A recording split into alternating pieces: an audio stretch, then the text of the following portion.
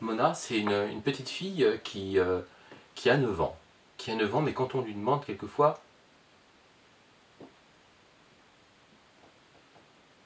Voilà,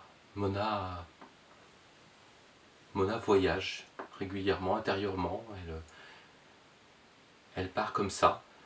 Alors, on peut se dire, ben oui, mais elle est partie où, Mona? Mais pourtant, elle a bien toute sa tête. La tête, elle est bien attachée là, sur les épaules, avec ses petits yeux bien rieurs, son petit nez en trompette, ses petits cheveux bien frisés. Et Mona, simplement, c'est que par moment, Mona s'évade. Une qui a bien compris ça, c'est son amie qui la connaît depuis maintenant la maternelle. Et quand elles sont ensemble, voilà, Mona peut commencer à jouer, puis tout à coup, ça s'arrête. Mais Judith sait bien que quand Mona est comme ça, avec ses grands yeux, et qu'elle est partie dans son monde intérieur, bah, elle reviendra à un moment, il suffit du chant d'un oiseau, d'un klaxon, et tout d'un coup, Mona revient et c'est reparti pour continuer à jouer avec Judith. Des fois, par contre, Mona, bah, le matin, comme ça, elle sort de sa chambre, sa maman l'a appelée pour le petit déjeuner, et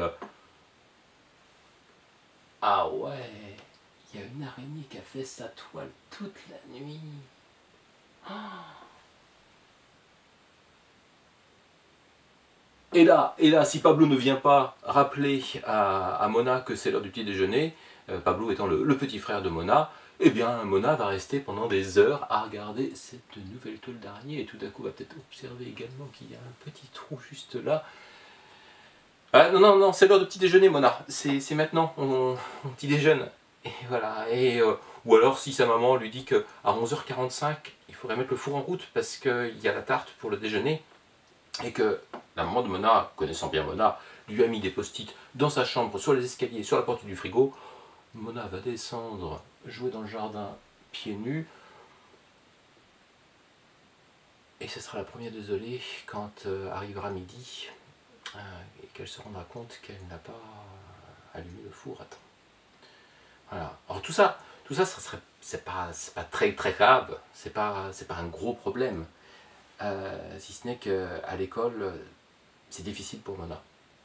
C'est difficile parce que régulièrement, il suffit d'un petit poil de chat sur le manteau d'une copine ou qu'une feuille passe par la vitre portée par le vent que Mona s'évade et imagine la fourmi qui pourrait monter sur la feuille, qui se retrouverait dans le ruisseau et qui continuerait son chemin.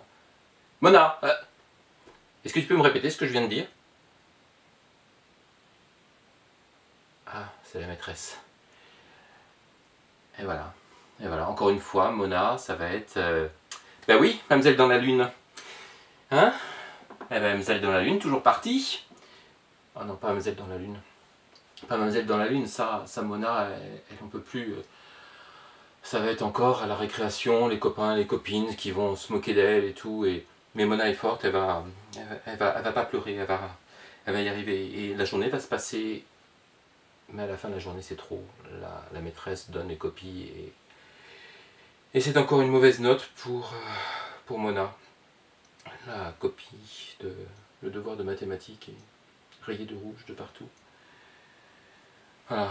Et en arrivant chez elle, Mona se dit c'est bon, je vais me concentrer, je vais faire ce qu'il faut.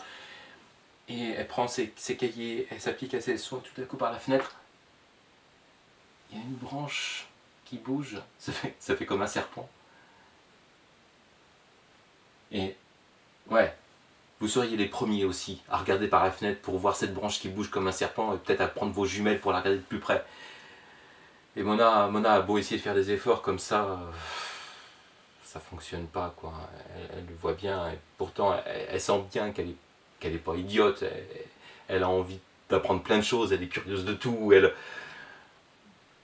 Voilà, et quand elle est à l'école comme ça, elle se concentre quelquefois quand elle voit les questions des sujets, elle se dit c'est bon, je comprends. Et puis quand c'est le moment d'écrire, elle oublie tout et elle repart.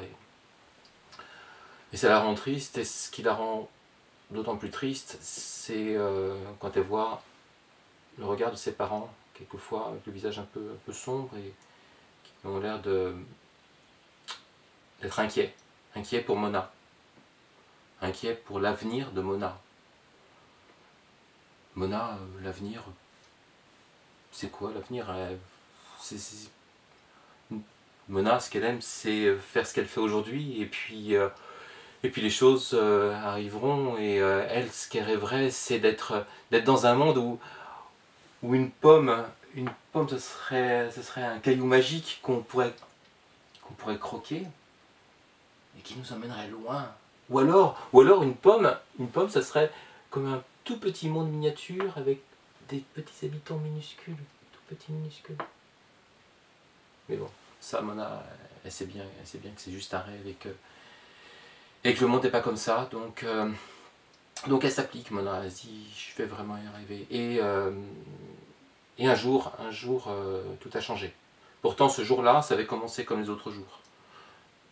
À l'école, Mona était encore partie et la maîtresse lui a dit Mademoiselle dans la lune, ben voilà, hein. Écoute, Mademoiselle dans la lune, continue comme ça et ce soir, après l'école, tu restes. Parce que là, il faut que je te punisse, je peux pas faire autrement. Et là, Mona se dit que c'est plus possible, elle peut pas continuer comme ça, elle peut pas continuer à essayer de faire et que ça n'y arrive pas. Elle prend la décision, Mona,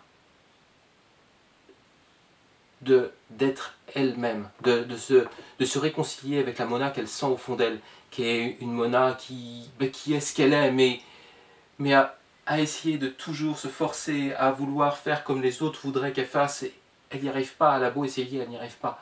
Et donc Mona va essayer d'être vraiment elle-même. Et en sortant de l'école ce soir-là, il y a ses amis qui lui disent « Alors Mona, hein, toujours dans la lune, hein? Et puis, t'avais oublié ton cartable aujourd'hui. Bah demain, ça sera quoi? Ça sera le pyjama, Mademoiselle dans la lune. » Mademoiselle dans la lune. Bah tiens, même je leur en donnais des Mademoiselles dans la lune, moi. Puisque c'est comme ça, je vais tout apprendre de la lune. Et là, Mona, le soir, en arrivant chez elle, elle commence à lire des livres sur la lune, elle commence à se renseigner sur cet astre magnifique qui est quelquefois pas très bien connu. Il y a toute une partie qu'on ne voit jamais. Elle commence à apprendre le nom de toutes les mers, de tous les cratères. Elle apprend les différentes phases de la lune, elle va se renseigner, et elle en parle avec son papa qui lui montre plein de livres, elle commence à lire des articles scientifiques. Il se passe des jours et des semaines où elle engrange plein d'informations sur la lune, et elle devient incollable sur la lune, elle connaît tout de la lune. Pour ses 10 ans, ses parents lui offrent un télescope. Et là, Mona, tous les soirs, observe la lune, les étoiles. Il n'y a pas un soir où elle ne regarde pas la lune, sauf quand il y a des nuages. Et ces soirs-là, Mona prend son carnet de croquis et commence à dessiner tous les reliefs de la lune. Personne ne connaît mieux la lune qu'elle. Et un mardi, alors qu'il y avait cours de géo, la maîtresse propose de regarder un documentaire sur la Terre, ses rivières et ses fleuves.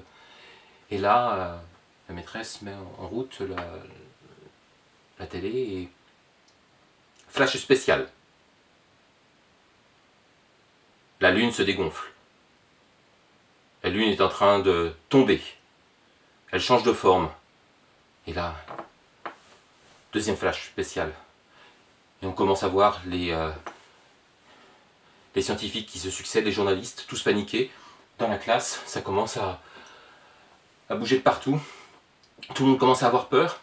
Et là, Mona essaie parce que tout ce qu'elle a étudié sur la Lune, elle le sait, et elle sait qu'il se passe quelque chose.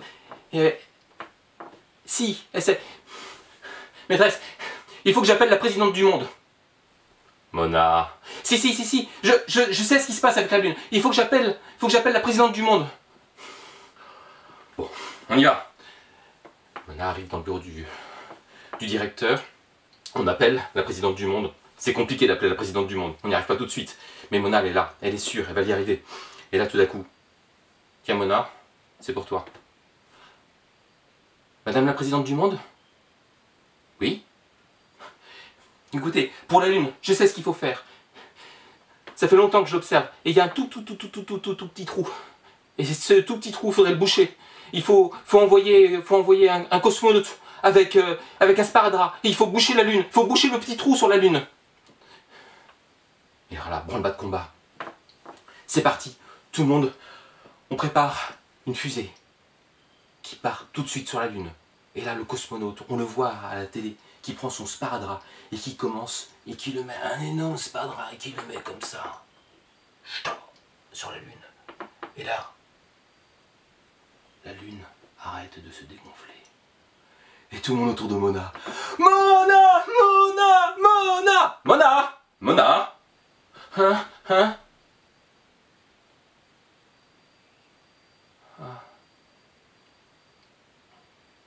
Mona se rend compte qu'elle s'est endormie pendant le documentaire sur la Terre, ses fleuves et ses rivières. La lune qui tombait, la présidente du monde, tout ça c'était qu'un rêve. Mais quelque part, Mona comprend ce que ce rêve est venu lui dire. Il est venu lui dire qu'il y avait besoin de personnes comme elle, qui voyaient les choses autrement, qui rêvaient autrement. Et ce soir-là, quand Mona retourne chez elle, elle regarde la lune à nouveau. La lune est ce soir-là comme un joli croissant tout fin. Une lune qui sourit juste pour Mona.